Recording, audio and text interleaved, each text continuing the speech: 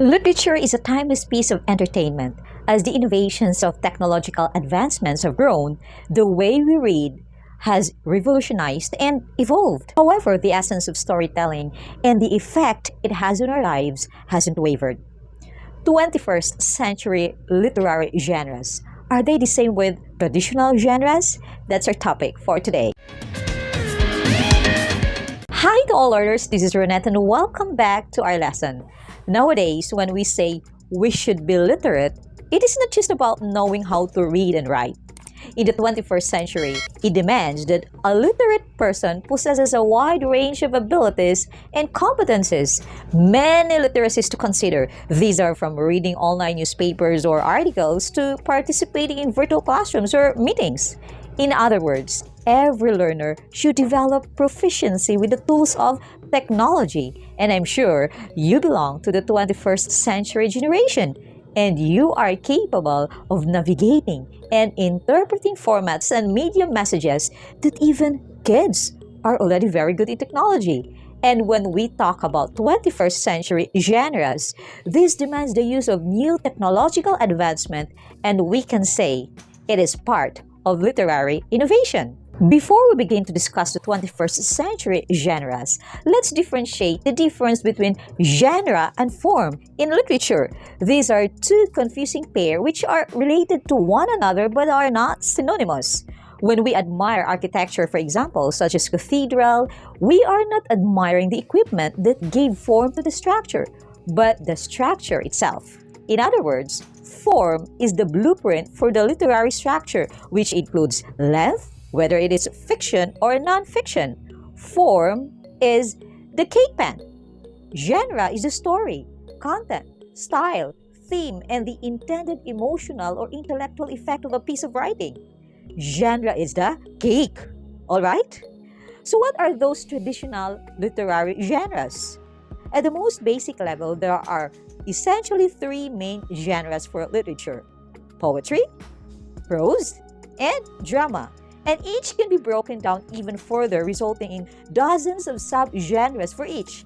Some resources will cite only two genres, fiction and non-fiction, though many classics will argue that fiction and non-fiction can and do both fall under poetry, drama, and prose. Poetry is a style of writing that tends to be written in verses and typically employs a rhythmic and measured approach to composition. Poetry is typically divided into two main subgenres, narrative and lyric, which each have additional types that fall under their respective umbrellas. For example, narrative poetry includes ballads and epic tales, while lyric poetry includes sonnets, psalms, and even folk songs. Poetry can be fiction or nonfiction. Prose is essentially identified as written text that aligns with the flow of conversation in sentence and paragraph form, as opposed to verses and stanzas in poetry. Prose as a genre can be broken down into a number of subgenres, including both fiction and non-fiction works. Examples of prose can range from news, biographies, and essays to novels, short stories, plays, and fables. On the other hand, drama is defined as theatrical dialogue that is performed on stage and traditionally is comprised of 5 acts. It is generally broken down into 4 subgenres, including comedy, melodrama, tragedy, and farce. In many cases, dramas will actually overlap with poetry and prose depending on the writing style of the author. Like both poetry and prose, dramas can be fiction or non-fiction, though most are fictional or inspired by real life, but not completely accurate. Now, after studying the 3 major genres in literature, how about the 21st century literary genres? A lot of writers believe that most modern genres are not genres, they are just forms. So we will identify the 21st century literary forms. The first is digi-fiction. Is a literary experience that combines 3 media: book, movie or video, and internet website. In order to get the full story, you must engage in navigation, reading, viewing in all 3 formats. Popular series include 39 Clues, Skeleton Creek, and Level 26. The second is graphic novel. A graphic novel refers to a comic with a book-length, complete, and single story. Graphic novels are longer than comic books, ranging anywhere from 45 to 500 pages. They vary in format size and can be bound like books or magazines. Anthologies and collections of comic series previously published as single comic books are also considered graphic novels. In the Philippines, in our country, for example, we have writers who wrote comics which are already considered examples of graphic novels such as Mythology Class, Myth, Space, Volume, and Light. These are other examples of graphic novels. The third is, I will give you a hint. It sounds like, not. This is everyone's favorite, manga. Wow. Manga is an umbrella term for a wide variety of comic books and graphic novels originally produced and published in Japan. Full color prints are often only used for special releases. Japanese manga is read right to left rather than left to right, which is the norm for English language publications. These are the 5 demographics of manga and their examples. The fourth is doodle fiction. Doodle fiction is a unique genre of 21st century literature. It incorporates doodle drawings and handwritten graphics in a place of traditional font. It is way more realistic than other forms of digital literature because the words are handwritten and it looks like a story diary with some humorous elements in it. These are examples of doodle fictions. Number 5 is speculative fiction. According to Annie, the key here lies in the root word speculate. Think of this in terms of what if and you'll see it. So now you might ask, but doesn't that make all fiction speculative? Fiction by definition isn't true. All of it involves some degree of speculation. The difference is in what's being speculated upon.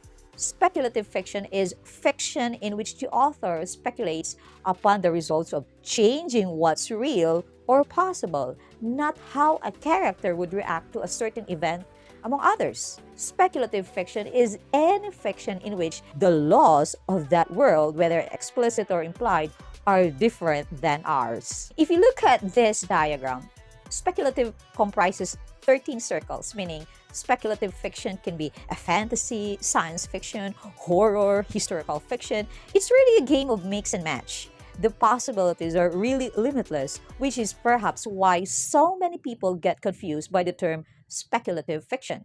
If you find yourself getting lost, go back to the basics. Could this world really exist according to our current knowledge of reality? If the answer is yes, it probably isn't speculative. If the answer is no, it probably is speculative. The sixth is hypertext poetry.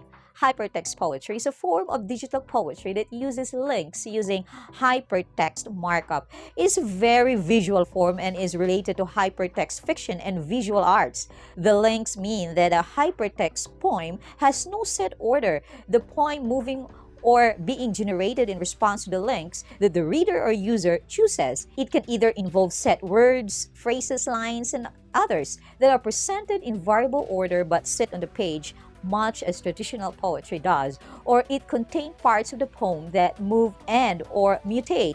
It is usually found online, though CD-ROM and diskette versions exist. The earliest examples date to no later than the mid-1980s. Flash fiction is a genre of fiction defined as a very short story. While there is no set word count that separates flash fiction from more traditional short stories, flash fiction stories can be as short as few words. Flash fiction is also known as sudden fiction, short stories, microfiction, or micro stories. Flash fiction dates back to the time of fables and parables. The form was popularized in the 19th century by writers like Walt Whitman, Kate Chopin, and Ambrose Bierce. These are the characteristics of flash fiction. Examples of flash fiction are six-word flash fiction, six-word story, the 280-character story, the dribble, the drabble, sudden fiction, and micro story. A six-word story should provide a movement of conflict, action, and resolution that gives the sense of a complete story transpiring in a moment's reading. Perhaps the best-known flash fiction story is from this time, although frequently misattributed to Ernest Hemingway. The entire story is 6 words long. So there you see one of the best examples of a 6-word story. You can find many examples if you try to Google, but these are some examples of flash fiction. What is Textula? Textula is a mobile phone poetry. Short, traditional form verses are used in this form of genre. It is composed of 7 syllable count with rhyme scheme AABB, ABAB, or and ABBA.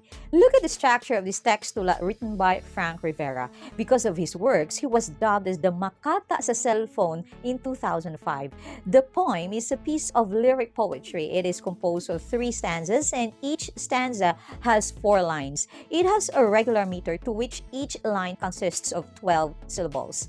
The poem uses what is called in Tagalog poetry as tugmang karaniwan, wherein the last syllable of each line has the same sound, except the last 2 lines of the first stanza, which uses the tugmang katinig. The rest of the lines of the poem uses tugmang patinig, to which the last words of the line had the same vowel sound. Here are more examples of textula. Well, are there 21st century literary forms that are familiar to you? Let's recap. There are 3 literary genres. They are poetry, prose, and drama. And what are those 21st century literary forms? They are digi-fiction, graphic novel, manga, doodle fiction, speculative fiction, hypertext poetry, flash fiction, and there are subsets of flash fictions. They are microfiction or short stories and 6-word story. And we have textula. What are your favorite examples of these new literary forms? Share your answers in the comment section below. If you find this video helpful, please don't forget to like, share, and subscribe. Happy learning, everyone. See you